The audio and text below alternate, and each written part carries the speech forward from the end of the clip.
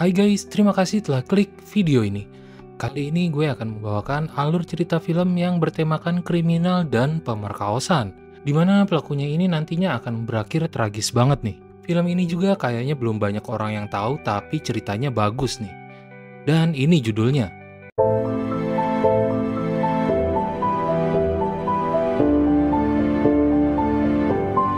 Cerita berawal dari sang penjahat utamanya dulu nih, yaitu bernama Crook. Dia sedang dibawa ke polisi ke penjara karena ulah kriminalnya. Kemudian dia bilang mau pipis, tapi polisi gak percaya dan langsung menolak untuk menurunkannya. Pada saat lampu merah karena ada kereta mau lewat, tiba-tiba polisi itu ditabrak oleh mobil lain dengan sangat kencang.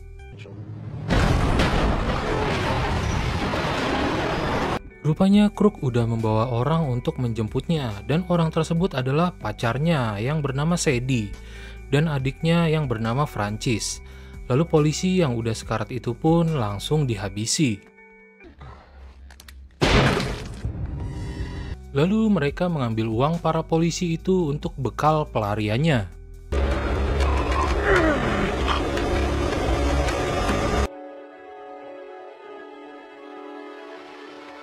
Kemudian cerita beralih di karakter utama, seorang wanita muda dan cantik bernama Mary, yang sedang berlatih tahan nafas di air dengan ibunya yang bernama Emma. Lalu Emma bertemu dengan suaminya yang bernama John yang merupakan seorang dokter bedah. Mereka bertiga, Mary dan orang tuanya akan berlibur di rumahnya yang ada di pinggir danau. Rumah tersebut sangat terpencil, cuma ada rumah utama dan rumah untuk tamu. Mary bilang dia mau tinggal di rumah tamu aja.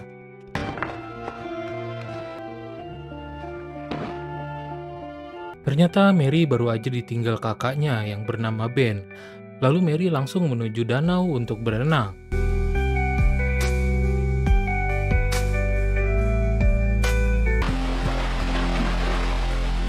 Habis selesai mandi, Mary langsung nyamperin orang tuanya untuk pinjam mobil untuk ketemu temannya yang bernama Paige karena dia kerja di daerah sekitar sana. Kemudian ayahnya langsung memberikan kuncinya dan memberikan uang jajan untuk Mary.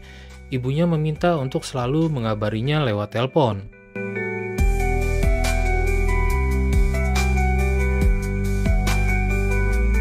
Kemudian Mary pun ke tempat kerjanya Paige di sebuah minimarket daerah sana. Paige mengajaknya untuk nyimeng, tapi Mary bilang dia udah gak main itu lagi. Lalu mereka ketemu Justin. Justin ini adalah anaknya Crook, sang tahanan yang buron tadi malam. Justin mau beli rokok, lalu Paige meminta KTP-nya. Tapi Justin gak ada dan menawari Paige untuk saling membantu. Justin bilang dia punya cimeng kualitas terbaik di motelnya dan menawari Paige untuk mencoba ke motelnya karena tadi dia nguping pembicaraannya. Lalu dia pun membayar dengan uang bekas rampokan bapaknya tadi malam.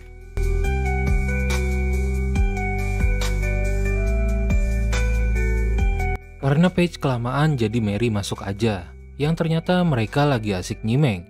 Paige pun menyuruh Mary untuk mencobanya. Lalu Emma menelpon Mary memberitahukan bahwa badai akan datang dan Mary bilang akan menginap bareng Paige. Emma bilang jangan karena kamu masih 17 tahun.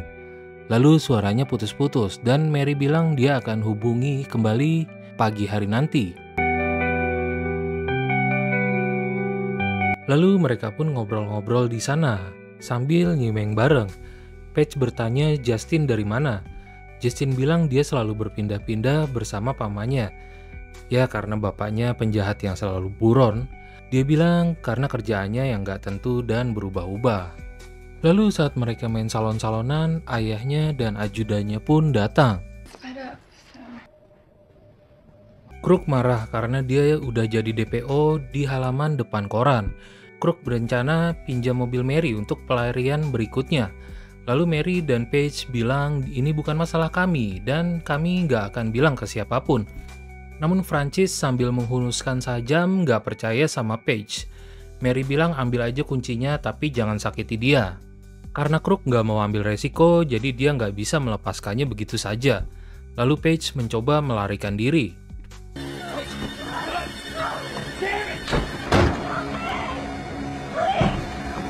Di sana dia lihat ada mobil polisi yang mencoba menelpon namun sayangnya nggak ada sinyal.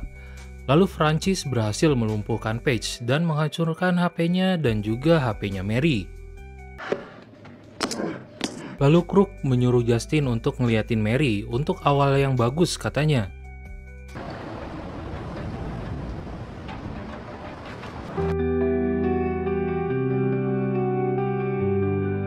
Lalu dalam perjalanan, Mary melihat ada alat untuk menyalakan rokok di mobil dan dia merencanakan sesuatu. Kemudian Mary mengarahkan jalan karena para penjahat tersebut nggak tahu daerah itu dan menyuruhnya belok kiri. Lalu setelah alat itu udah panas, Mary menyundutkan ke dahi Sadie dan Mary berusaha kabur.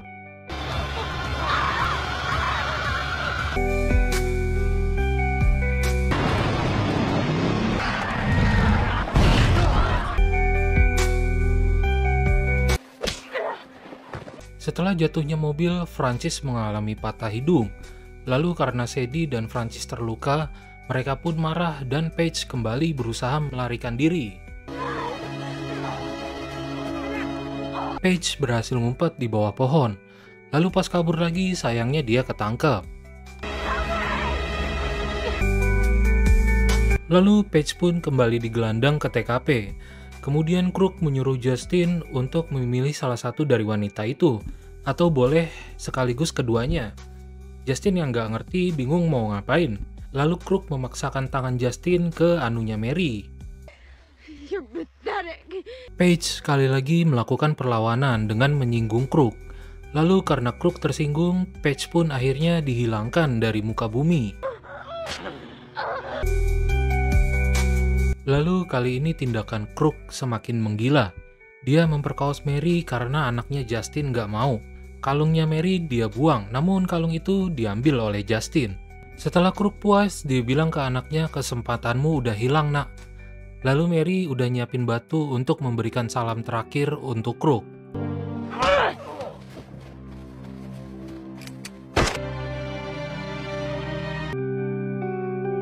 Kemudian para penjahat itu menembaki Mary, namun sayangnya ada satu peluru yang kena bagian punggungnya. Hari yang udah malam dan hujan, para penjahat itu mencari tempat untuk persinggahan. Lalu tanpa disengaja mereka singgah di rumah orang tuanya Mary. Francis yang mengalami kerusakan di bagian hidung langsung ditolong oleh ayahnya Mary, yang kebetulan juga seorang dokter bedah. Lalu ketika hidungnya akan dijahit terjadi mati lampu dan John akan segera ke belakang dengan menyalakan gensetnya. Kemudian Crook ngajak ngobrol Emma. Emma bertanya kenapa kalian bisa di sini di tempat antah berantah. Dia beralasan ke sini untuk memancing dan camping. Sementara Francis udah siap-siap aja dengan pisau lipatnya. Lalu John yang udah nyalain gensetnya lanjut menjahit hidung Francis. Kemudian Francis berterima kasih dan menatap Emma seolah ada rasa dengannya. Emma yang mencoba menelpon bantuan tidak berhasil karena nggak ada jaringan. Francis seperti senang karena kita stuck di sini. Lalu John menawarkan para penjahat itu agar bisa tidur di sini malam ini, di rumah tamu di depan sana. Kemudian Justin izin ke belakang untuk menaruh gelasnya. Di sana Justin kaget melihat ada foto Mary di kulkas. Dia pun langsung semaput seolah mau pingsan, karena rumah yang ia tumpangi adalah korban pemerkosaan ayahnya. You keep your mouth shut, you hear me? Don't you fuck up again. Lalu karena Justin yang sebelumnya menyimpan kalung Mary, dia mau naruh kalungnya di gelasnya untuk petunjuk ke Emma. Sementara di luar sana Mary yang masih hidup berusaha sekuat tenaga agar bisa sampai ke rumahnya. Kemudian Emma udah mengantar para penjahat itu ke rumah tamu tempat mereka bisa nginap. Francis yang kegeeran merasa Emma menyukainya. Lalu nampak Mary yang sedang ngesot ke rumahnya. Emma bilang ke John mereka nampak aneh. Lalu John pergi untuk ngunci pintu. Kemudian ada suara ketukan pintu dari arah depan rumah. Pas disamperin mereka kaget karena ada Mary di sana yang udah babak belur. John mengetahui bahwa ada luka tembak di punggungnya. Lalu John langsung memberikan napas buatan agar Mary bisa bernapas lagi. John berusaha menghentikan pendarahannya dengan pisau panas. Saat Emma sedang mengambil alkohol, dia kaget karena ada kalungnya Mary di gelasnya Justin. Setelah diperiksa lebih dalam, John juga tahu bahwa Mary sebelumnya diperkaos. Lalu John membantunya agar bisa bernapas lagi dengan cara memasukkan selang di paru-parunya agar bisa mengeluarkan air di dalamnya. Mary pun bisa bernapas dan keadaannya jadi lebih baik. John bertanya siapa yang berbuat ini, namun Mary masih belum bisa menjawab. Lalu Emma bilang kalung ini ada di gelas Justin. Kalung ini yang dipakai Mary saat terakhir keluar rumah, dan mereka pun langsung tahu siapa pelakunya. Kemudian mereka berencana membawa Mary ke rumah sakit naik perahu bot, namun sayangnya kuncinya nggak ada. John dan Emma berencana memberikan pelajaran kepada para penjahat itu. Sementara Justin yang pura-pura tidur di sofa berencana mengamankan beceng kepunyaannya Krug.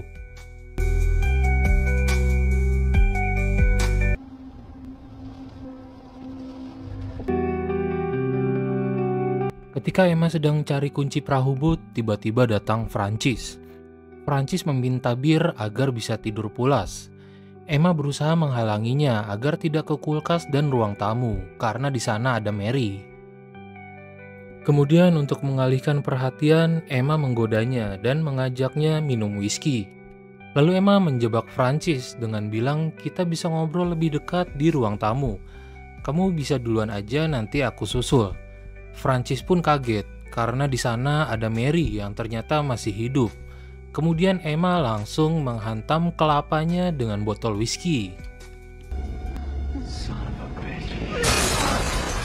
Secara tidak sengaja Francis menabrakkan diri ke Emma yang sedang pegang pesol. Lalu John datang untuk menolong. Hidungnya Francis yang udah dijahit kembali dirusak. Lalu Francis digiring ke wastafel untuk dimandikan. Tangannya yang masuk ke sink langsung digiling.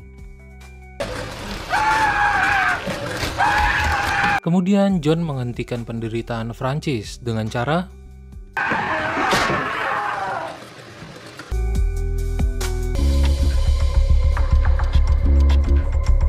setelah selesai dengan Francis, mereka langsung memburu Krug dan Sadie. Justin yang udah mengamankan pistolnya Krug langsung memberikannya ke John. Lalu Sadie yang terbangun langsung dihadiahkan timah panas. Kemudian Krug memberikan perlawanan.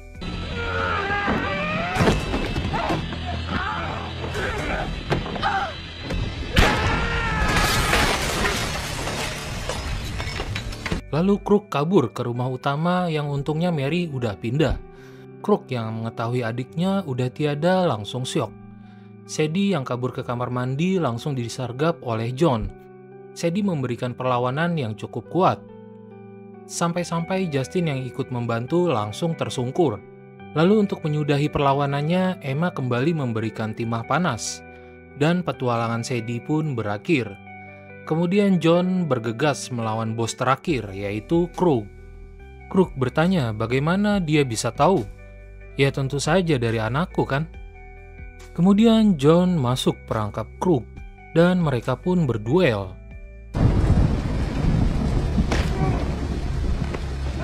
Kemudian Justin berencana menolong John, meskipun akan melukai ayahnya sendiri, karena emang sikap mereka yang bertolak belakang.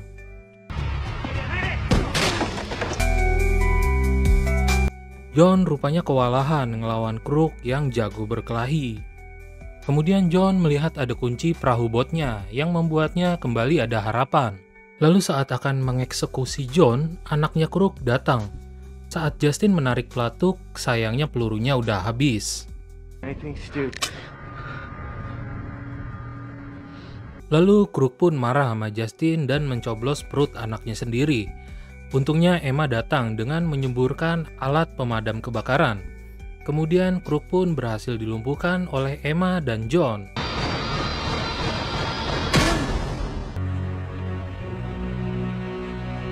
Setelah melalui malam yang berat, pagi harinya mereka membawa Mary dan Justin untuk berobat ke dokter.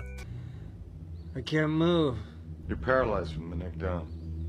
Kemudian John memberikan hadiah terakhir kepada Krug dengan cara menaruh kepalanya ke dalam microwave yang nantinya bisa menghancurkan kelapanya.